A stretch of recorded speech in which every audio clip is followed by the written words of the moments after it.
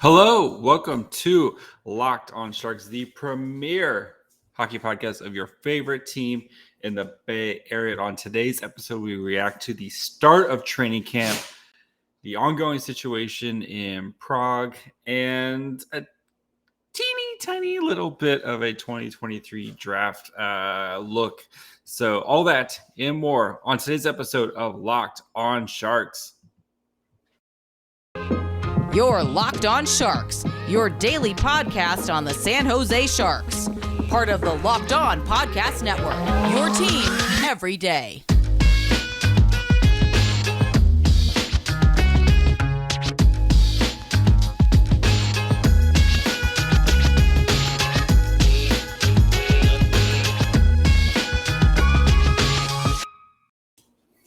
I'm your host, JD Young, contributor at Fear the Fin and San Jose Hockey Now. I want to thank you, of course, for making Locked on Sharks your first listen. We're free and available wherever you get podcasts. Of course, you can subscribe on YouTube as we are back to being your team every day.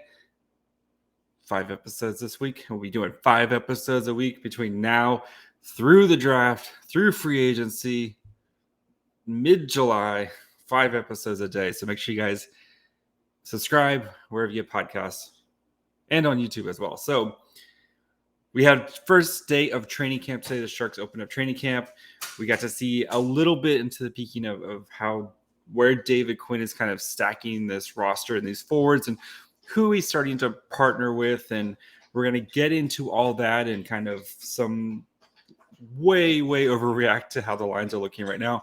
But first, I want to let you guys know that today's episode is brought to you guys by BetOnline. BetOnline is because you cover the season where props, odds, and lines never before.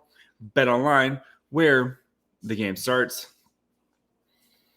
All right, so we had our first day of training camp, that very back-to-school feeling, everyone kind of getting back to school and kind of figuring out what it's like under a new coaching staff. We got new GM, new building to practice in, a lot of new uniforms. So what can we take away from today? Well, let's first kind of start with how the groups are being divvied up, some of the very early line combinations and defensive pairings, and some kind of things that we learned from today. So Group A, I'll just go through and read them really quickly. From the forwards, Andrew Agazino, Alexander Barabanov, who apparently his hair is looking immaculate these days. I haven't seen a photo yet, but I need to, yes. Ethan Cardwell, William Eklund, Jonah Gadovich, Liam Gilmartin, Tomasz Hertl, Max McHugh, Timo Myers, CJ Seuss, Evgeny Svechnikov, and Jasper Weatherby are the forwards there. Scott Harrington, Santeri Hatataka, Patrick Holloway, Erik Karlsson, Samuel Mayer, and Marcus Nudavara, the defensemen, and Benjamin Gaudreau, James Reimer as the goaltenders.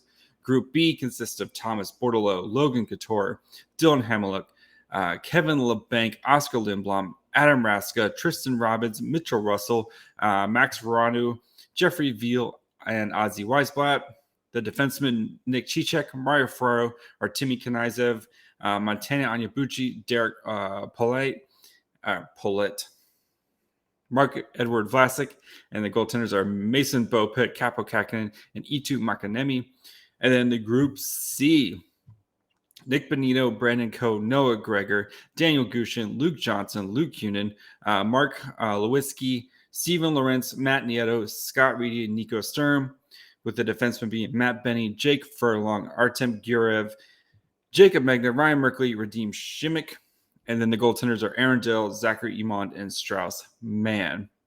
So if you notice, it's very much a mixture of established NHL players with some guys who are kind of on the fringe and some guys who are probably going to be Barracuda going back to their junior teams there on each team. And they do that to kind of mix it up and not give away too much. But if you look at how we'll go into kind of some of the lines that we saw and some of the pairings, which were very interesting. And, David Quinn has already come out and said, please don't read too much into this, but that's what we're going to do. It's the first day, right? You have to overreact because it's the first day and we're going to, seeing what he's kind of thinking and what he wants to kind of try out and see what works and what doesn't work. So Of course, with the first pair, you had the Meyer, Hurdle, Barabanov.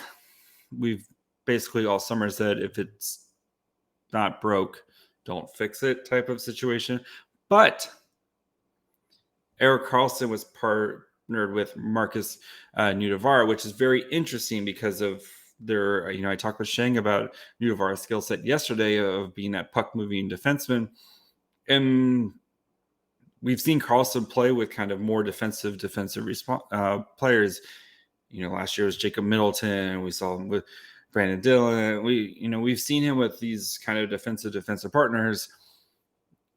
But it's just interesting to see what David Quinn is thinking of kind of from the gate, from the jump, and kind of seeing maybe this might work for a little bit, or if not, we can try some other stuff. But I just thought it was a very interesting decision to have kind of load up and give Marcus Nudavara that first shot to try to be the top, the left-handed defenseman. So with Karlsson, pretty interesting there. Eklund was paired with Agazino and Svechnikov, both as guys, I guess all three of those guys are going to be really fighting for a roster spot, or could be starting with the Barracuda. So it'll be interesting to see if Eklund gets moved around as training camp continues to roll on and as preseason goes on, and if he's going to get opportunities to try to play with the Coutures or the Hurdles or whomever type of situation. So, and then you had a line of Lindblom, Couture, LeBanc in the Group B section, which was, we've kind of talked about that too. Usually having Eklund, Couture, and then one of these forwards, but it seems like they're going to give LeBanc every chance to try to win that second line forward spot, especially after what was a really bad year. David Quinn's made it very clear that everybody's coming with a clean slate. They're going to let these guys really kind of, anything that happened under the previous regime, that's water under the bridge. And, we'll get to Radim Šimik in a little bit, who talked about how he, kind of feels like a fresh start here. But, with that Group B, that's probably a fair chance at having your second line right there. And then with the defensemen, Vlasic and Ferraro are paired together, which is interesting since they're both left-handed shots. Vlasic has played on the right side, a fair amount last year, just because the Sharks didn't really have too much on the right side. So again, back to that clean slate of letting Vlasic get a fair shot at this potential, being a top four defenseman on the right side. So we'll see how that goes. But yeah, that's it. And then on the third line, we saw for Group C, a Gregor Benino Cunin, which I wouldn't hate. You kind of have a little bit of everything there, and then the Nieto, Sturm, Lorentz as your fourth line, with Šimik and Benning paired together.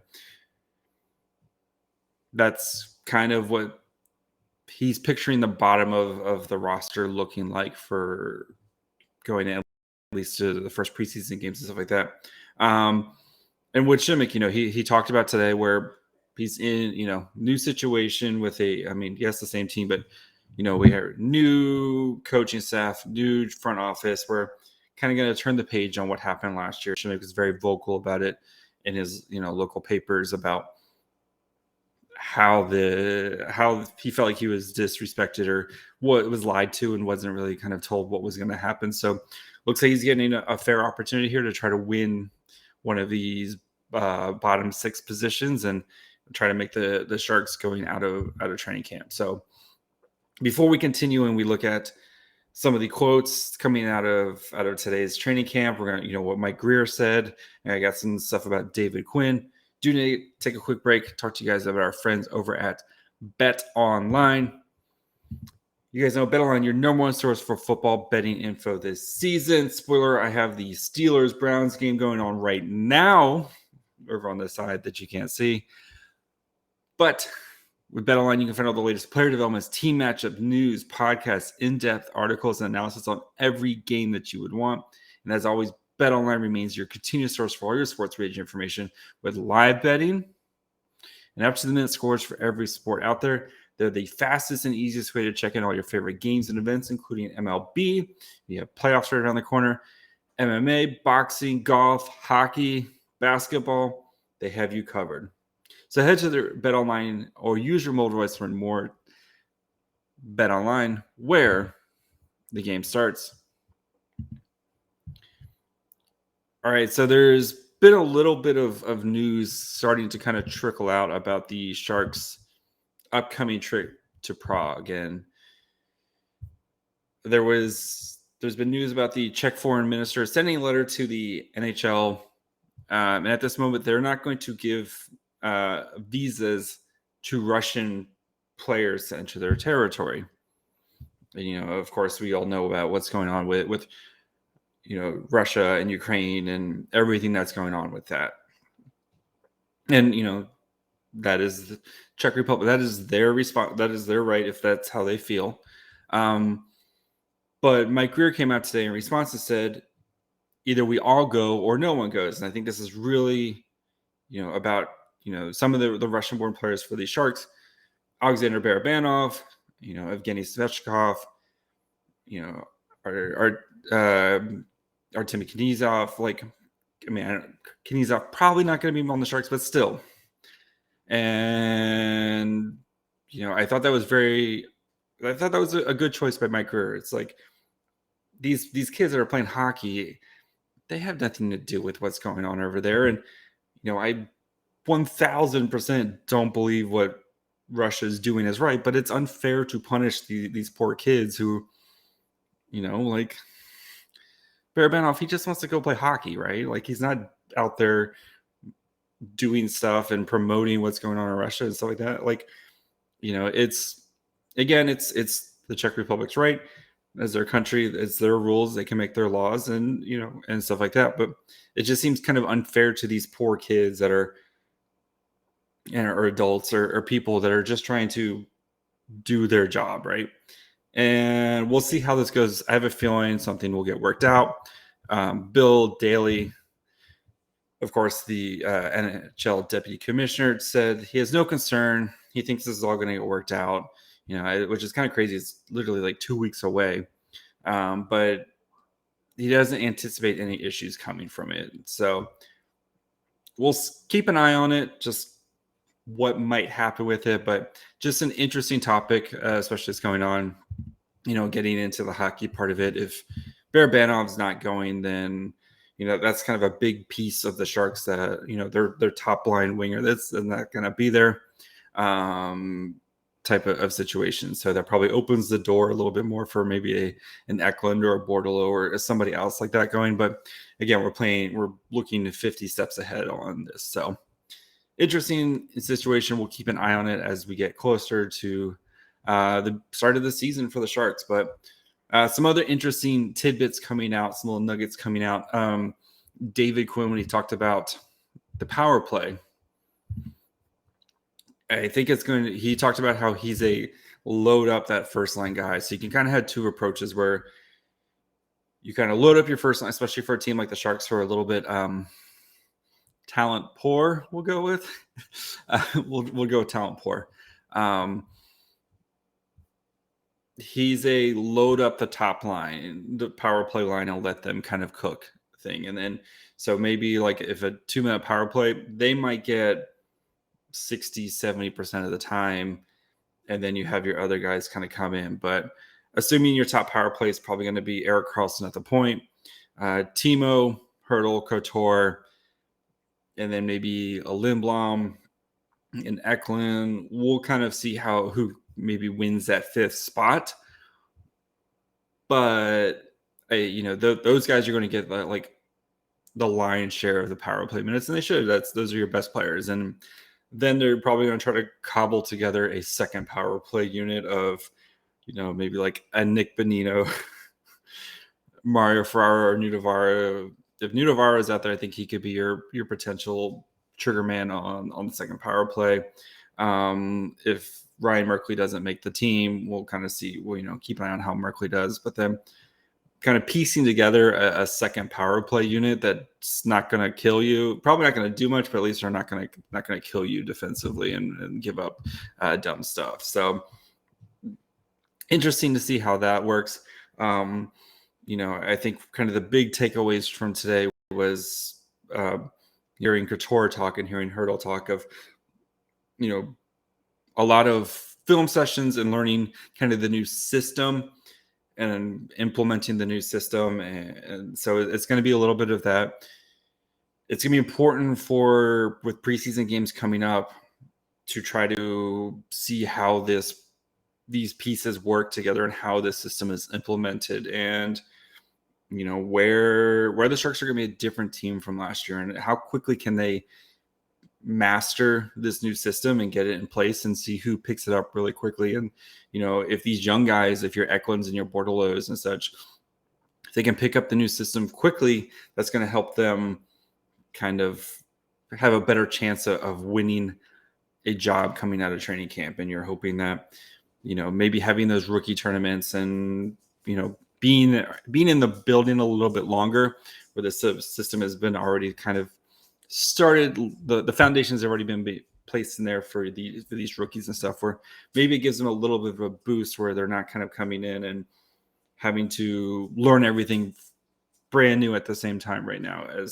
So I think we'll keep track of what's going on with training camp. So we have another day. We have 2 more days of training camp before Sunday, their first actual scrimmage, where they're going to play I believe it's the Ducks at home on Sunday. So not sure what the watch system is going to be for that, if it's going to be radio only or if they're going to have a streaming. I'm hoping they're having the streaming. It's 2022, people.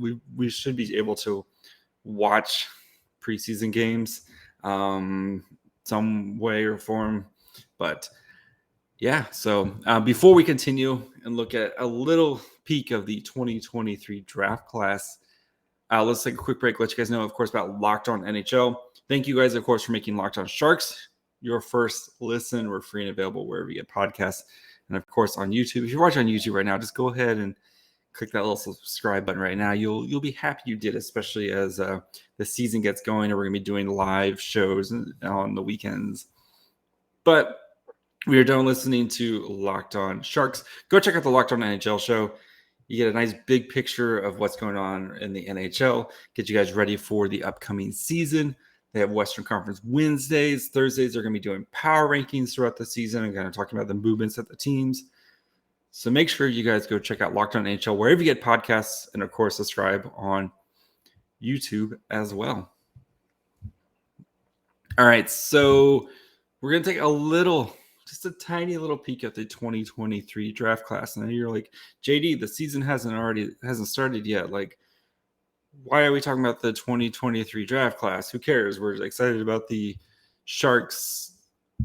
The Sharks haven't even played a game yet. Why are we talking about the top of the draft? But I've been pretty adamant about saying I think the Sharks are going to be probably pretty bad. That's why you have to keep your eyes on the prize and look ahead at what I was just on the Locked On Canadiens podcast, and they talked to me about following a bad team and what you can kind of do to make it fun. So make sure you guys go check out the Locked On Canadiens podcast from Wednesday, or from Thursday, sorry.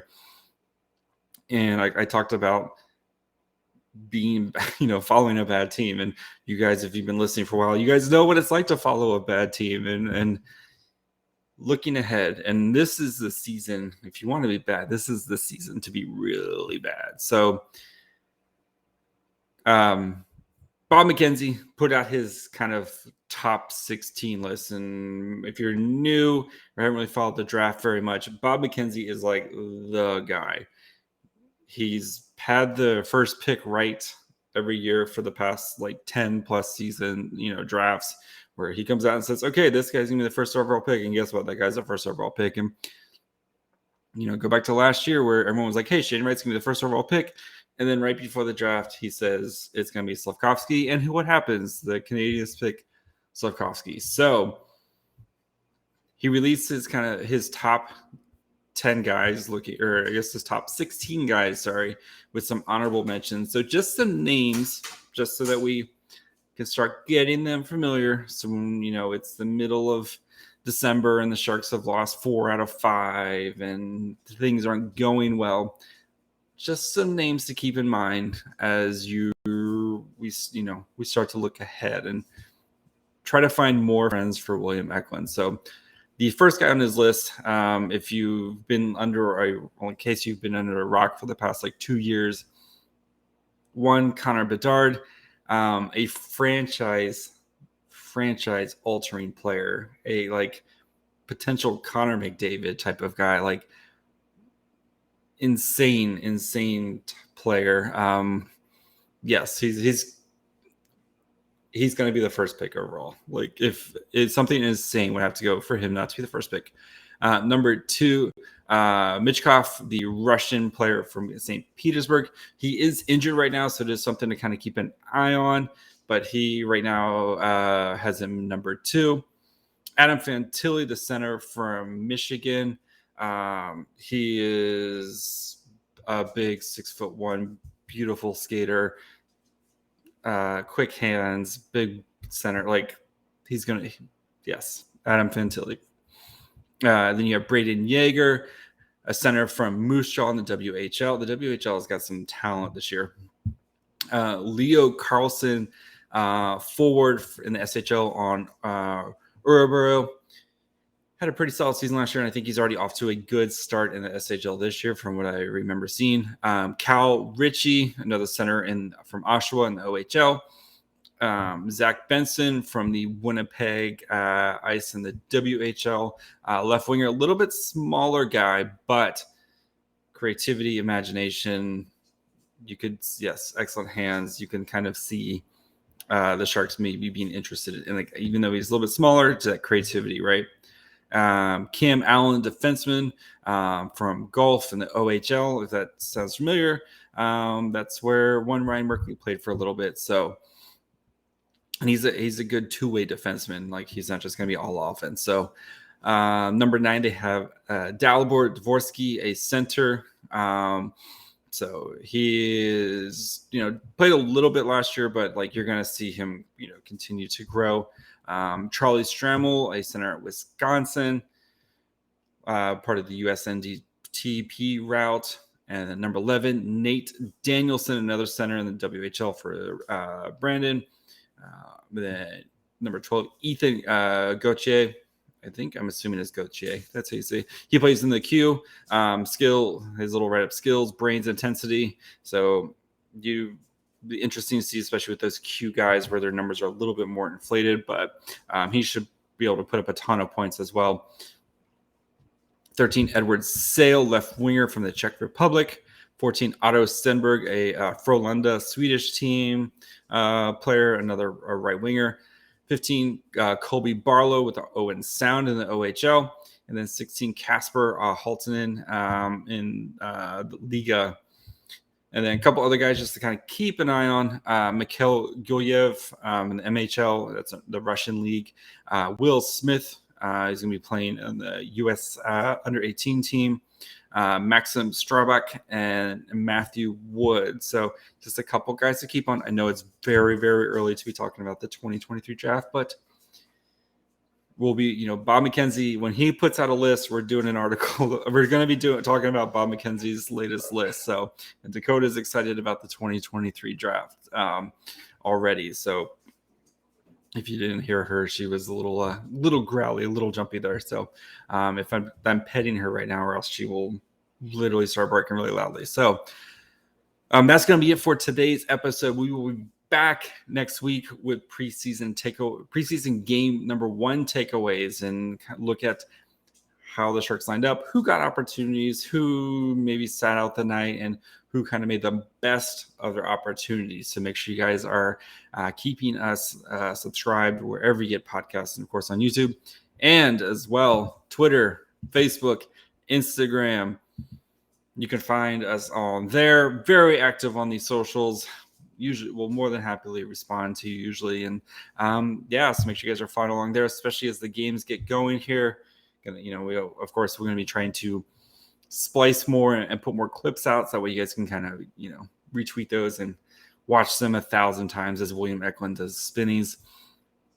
And then, of course, listen wherever you get podcasts, Apple, Spotify, Odyssey, all those places. If you're on Apple, please leave a nice 5-star with a little review. I'll read some reviews if I get some new ones here soon, so make sure you guys do that. Subscribe on YouTube as well. Again, new episode Monday through Friday, and then on YouTube we'll be doing some live shows, especially on the weekends, for some quick reactions, just to kind of to talk about stuff, especially if a game's on Friday night. You don't want to wait till Monday to hear my reactions. That's why we'll be doing some more live stuff this year on YouTube. And yeah, that'll do it. Remember, Locked On Sharks, your team every day. And that'll do it. Bye, friends.